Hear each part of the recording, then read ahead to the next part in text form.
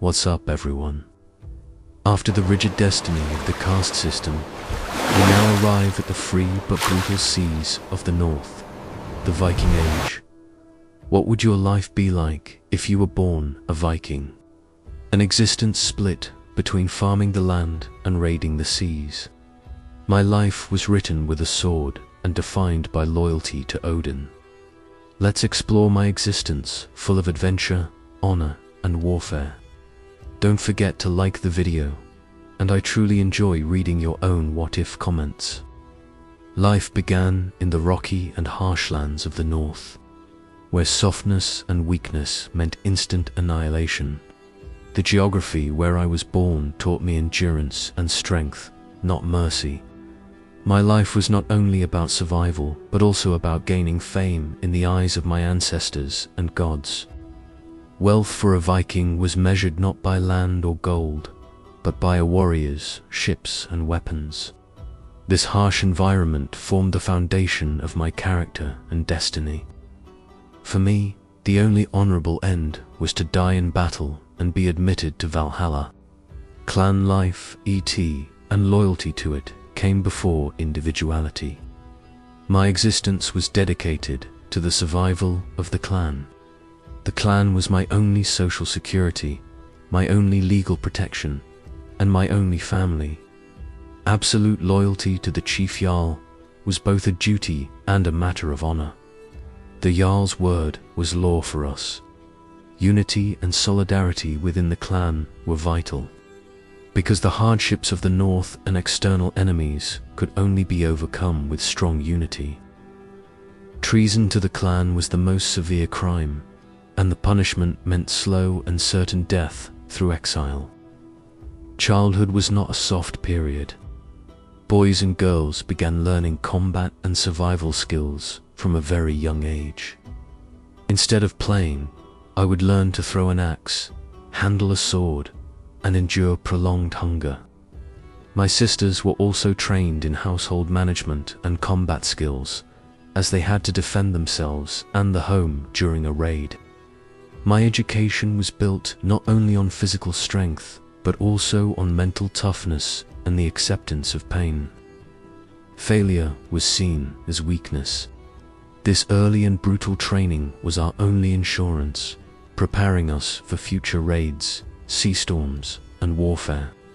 Longships were the heart of our lives and culture. Our ships were not just means of transport, but also masterpieces of speed, art, and engineering. Learning how to build the keel, sew the sails, and navigate the treacherous North Sea was a fundamental skill for every Viking. Our longships offered us not only the means to raid, but also the freedom to explore the unknown world. Mastering the art of shipbuilding directly influenced the clan's strength and the wealth to be gained from raids. The life of raiding was a Viking's greatest test and economic source. Participating in the first longship voyage at a young age was the rite of passage into adulthood and the ritual for gaining fame. Raids not only brought wealth, but also proved the warrior's courage and skill in the eyes of the entire clan. Returning from a raid with loot would enhance my reputation and my marriage prospects. However, raids were also full of deadly dangers. Storms, ambushes, and fierce enemy resistance awaited us at any moment. For me, raids were less a job and more a chance to rewrite my destiny. My life was spent not only with raids, but also with the struggle against the land and climate. During the short summer months, we had to farm the rocky lands of the North and hunt. The biggest struggle was preparing for the long, brutal winter months, stocking food, repairing ships and homes, and processing animal hides for protection against the cold. All of this was vital for survival in winter. Winter was not just cold for us, but an enemy that tested the clan's solidarity and the ethics of fair resource sharing. If our preparations were insufficient, the entire clan could perish from hunger and cold. Weapons were a Viking's most valuable possession and the embodiment of his identity. The sword, axe, spear, and shield were not just tools for raiding, but also symbols of honor and power inherited from my ancestors. I constantly had to keep my weapons sharp, polished, and well maintained.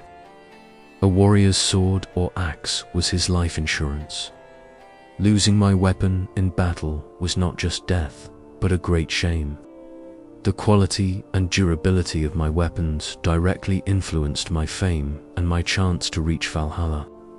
Women in Viking society held much greater power and respect compared to other European cultures.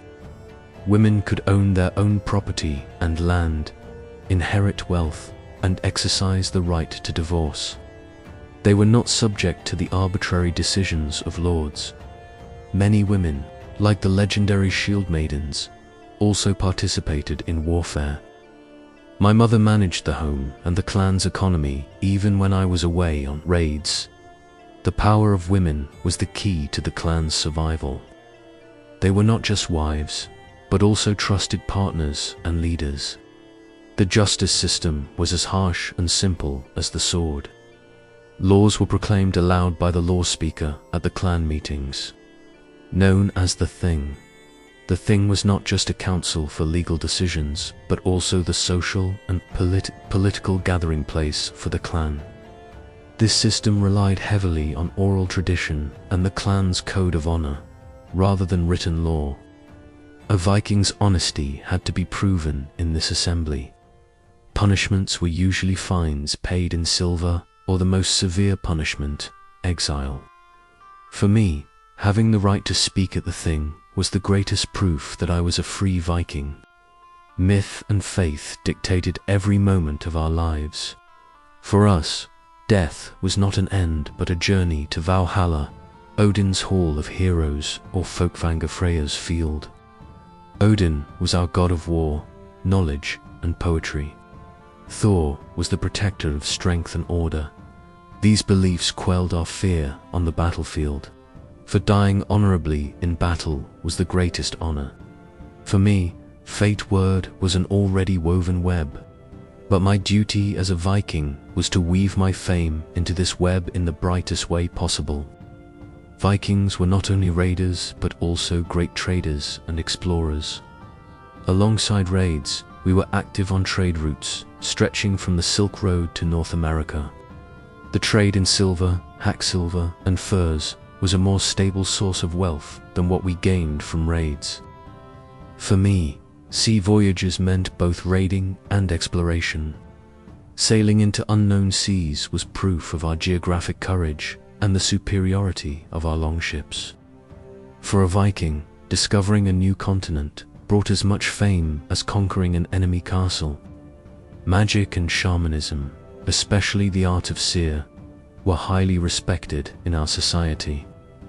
This art of prophecy and magic was usually practiced by women vulva. They could see the future, speak with spirits, and guide the destiny of the clan. A Viviva's word could be more powerful than even the Jarl's word. For me, this magic was the embodiment of our belief in the unknown powers of nature and the gods. Listening to a Viviva's prophecy before going into battle was a source of assurance and morale for me. Our living spaces were typically simple but functional longhouses, where the entire clan lived together. These homes were built from stone and mud, with thatched roofs. A long fireplace ran down the center of the house, with a hole in the roof for smoke. All members of the clan would live, eat, and sleep in a single room. This was not just a shelter, but also the center of clan solidarity and social control. The warmth of the home was vital for survival during the cold northern winters. The longhouse was the symbol of the clan's strength and unity for me. Our diet was based on hunting and seafood. Meat, fish, barley, bread, and homemade ale were our staple foods. Feasts blot were important social events used not just for eating but for sacrificing to the gods, remembering fallen heroes, and strengthening clan bonds. We would drink plenty of ale, sing songs, and tell raid stories at these feasts. These feasts were the most crucial tool for keeping our morale high during the long, dark winter days. Sharing food was not just a tradition for us, but a manifestation of clan solidarity and communal ownership. Instead of coined money, barter and the weight of silver, hack silver, were the primary currency. Weapons, armor, and longships were our most valuable possessions.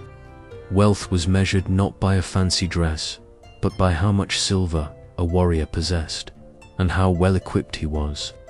We would melt, cut, and weigh silver to trade. This system provided us with the guarantee of fair trade, where anyone could weigh the silver and no one could cheat. For a Viking, owning a quality sword was a much greater honor than having a pile of coins.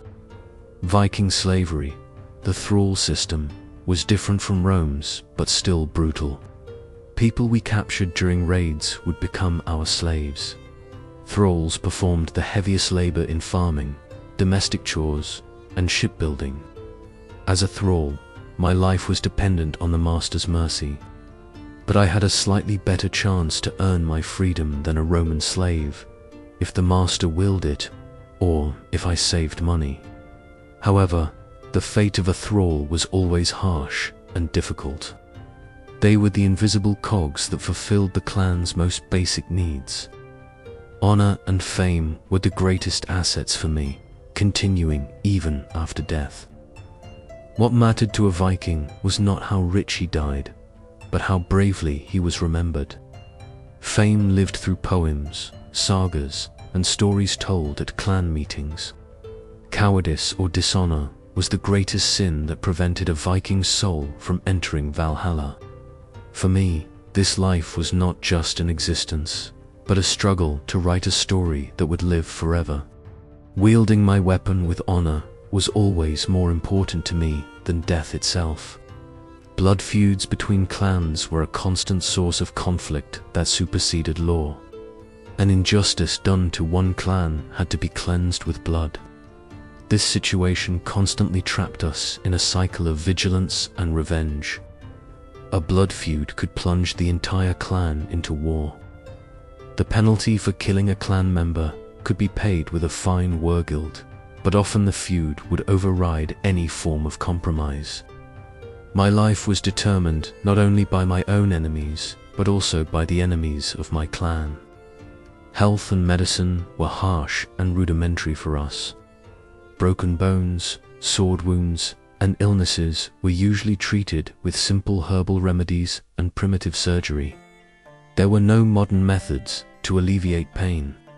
Enduring pain was part of a Viking's honor. Dying from a battle wound was not shameful. It was part of fate.